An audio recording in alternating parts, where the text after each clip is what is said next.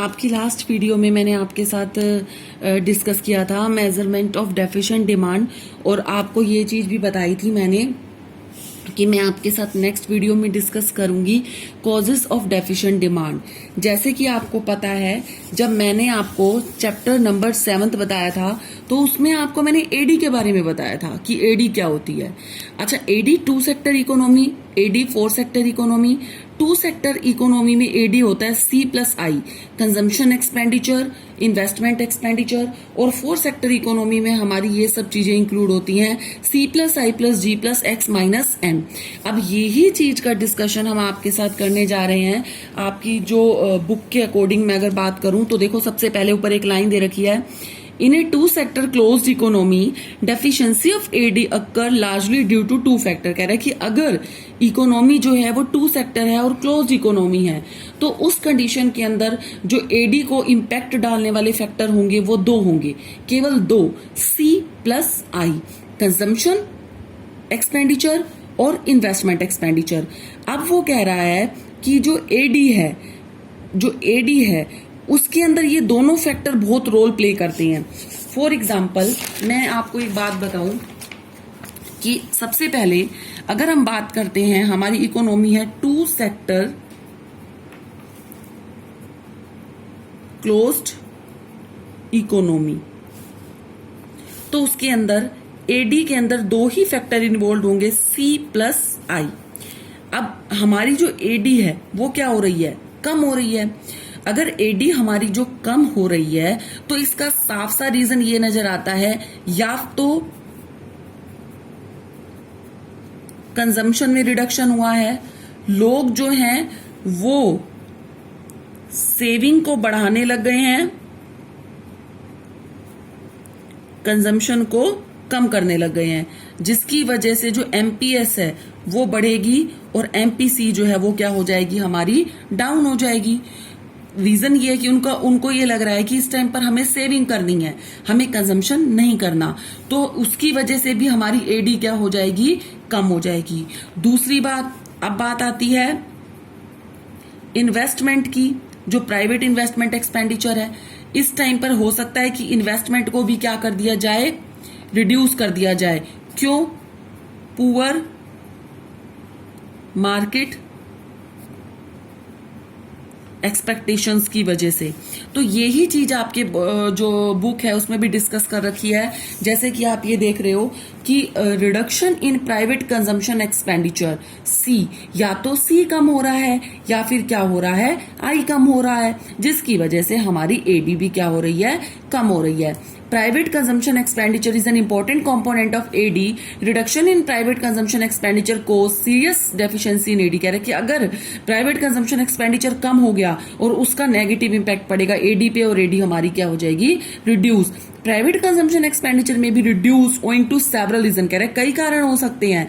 However the most important reduction in propensity to consume और increase in propensity to save. कह रहे हैं कि सबसे बड़ा जो कारण ये हो सकता है, लोगों ने अपने जो कंज्यूम करने का नेचर है उसको तो कर दिया है कम, और जो सेव करने का नेचर है उसको कर दिया है, बढ़ा दिया है।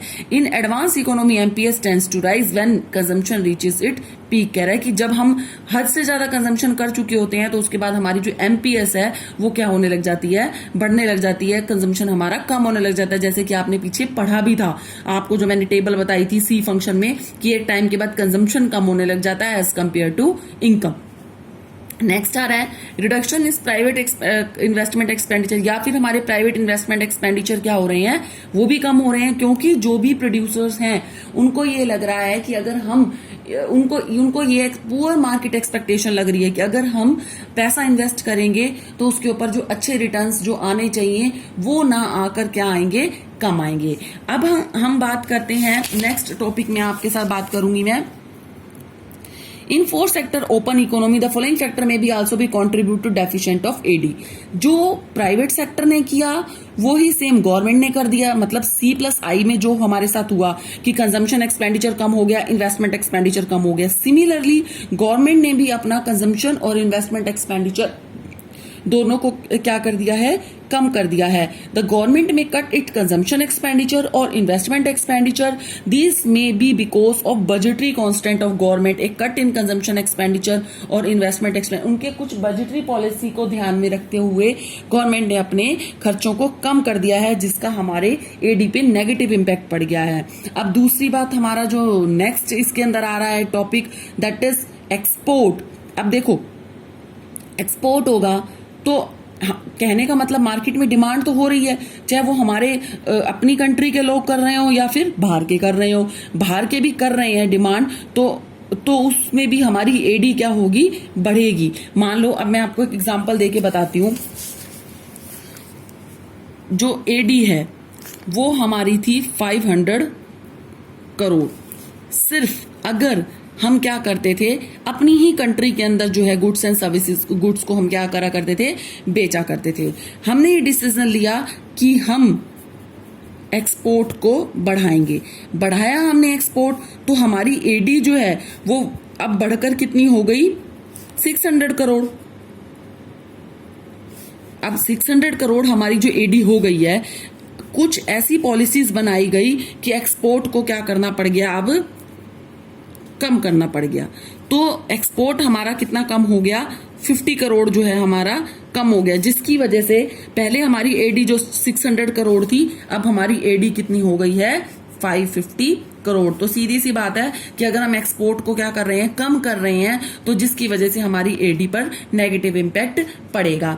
दूसरा पॉइंट आप ये देख रहे हैं, इसके अंदर आप देख रहे हैं rise in import. Rise in import का बड़ा सिंपल सा एग्जांपल है कि हमारी कंट्री के जो लोग हैं वो इंपोर्टेड आइटम को ज्यादा प्रेफरेंस देने लग गए हैं। वो किस वजह से, क्योंकि जो इंपोर्टेड आइटम मार्केट से बाहर की इंटरनेशनल मार्केट से आ रही है, उसके प्राइसेस जो कम है डोमेस्टिक मार्केट के कंपैरिजन में। जैसे कि आप बड़ा सिंपल सा एग्जांपल हम ले सकते हैं चाइना के प्रोडक्ट्स का, कि चाइना के प्रोडक्ट जो हैं वो इंडिया के प्रोडक्ट के कंपैरिजन में काफी चीपेस्ट होते हैं, काफी सस्ते होते हैं। तो हम क्या करते हैं, अपने इंडिया के प्रोडक्ट को अवॉइड करके हम चाइनीज प्रोडक्ट को लेते हैं, जिसका हमारी इकोनॉमी पे नेगेटिव इंपैक्ट पड़ता है। हम अपनी कंट्री में पैसा खर्च करने की बजाय फॉरेन कंट्री जो है, चाइना जो है, उसकी एग्रीगेट डिमांड को बढ़ा रहे हैं। उसकी तो एग्रीगेट डिमांड बढ़ रही है, बट हमारी जो कंट्री है उसकी एग्रीगेट डिमांड जो क्या हो रही है, कम हो रही है, जिसका हमारी जो डोमेस्टिक हमारा जो कंट्री है हमारी, उसके ऊपर नेगेटिव इंपैक्ट पड़ रहा है, जिसकी वजह से हमारी एग्रीगेट डिमांड जो है वो क्या हो रही है, कम हो रही है। अब बात हम करते हैं दूसरी, इंक्रीज इन टैक्स रेट। बड़ा सिंपल है, इंक्रीज इन टैक्स रेट का मतलब ये होता है कि किसी चीज के ऊपर टैक्स लग गया और उस चीज के प्राइसेस जो है वो हो गए इंक्रीज, जिसकी वजह से हमारी एग्रीगेट डिमांड भी क्या हो जाएगी, कम हो जाएगी। अब मैं इसको भी कहूँ तो आप एक एग्जांपल से मैं आपको समझाती हूँ। फॉर एग्जांपल कि अगर हम कोई भी आइटम जो है हम खरीदते हैं, फॉर एग्जांपल अगर हमने नोटबुक हम खरीद रहे हैं, नोटबुक जो है हमारी वो 50 रुपीज की है, इंक्लूसिव ऑफ ऑल टैक्सेस। अब उसके ऊपर गवर्नमेंट ने टैक्स बढ़ा दिया, अब वो कितने की हो जाएगी, 55 की। अगर किसी भी चीज के प्राइस बढ़ते हैं तो उसकी डिमांड क्या हो जाती है, कम, और जो डिमांड है उसका इंपैक्ट किस पर पड़ जाता है, एग्रीगेट डिमांड पर। तो एग्रीगेट डिमांड भी क्या हो जाती है, कम, क्योंकि लोगों की पर्सनल डिस्पोजेबल इनकम जो है वो भी इसके साथ साथ कम हो जाती है। तो बड़ा सिंपल सा पॉइंट है कि अगर हमने टैक्स रेट जो बढ़ा दिए, जिसकी वजह से डिस्पोजेबल इनकम कम हो जाएगी और एग्रीगेट डिमांड भी हमारी कम हो जाएगी। तो जो ये मैंने आपके साथ पॉइंट डिस्कस करे हैं, ये हमारे वो पॉइंट हैं कि कॉजेज, भाई क्या कारण है जो एग्रीगेट डिमांड जो है हमारी वो कम हो रही है, उसका क्या कारण है। तो अब इसके जो नीचे भी ये पॉइंट दे रखे हैं, ये वही सब पॉइंट हैं जो मैंने अभी आपके साथ ऊपर डिस्कस किए हैं, डिटेल डिस्कशन जो मैंने आपके साथ इसका किया है।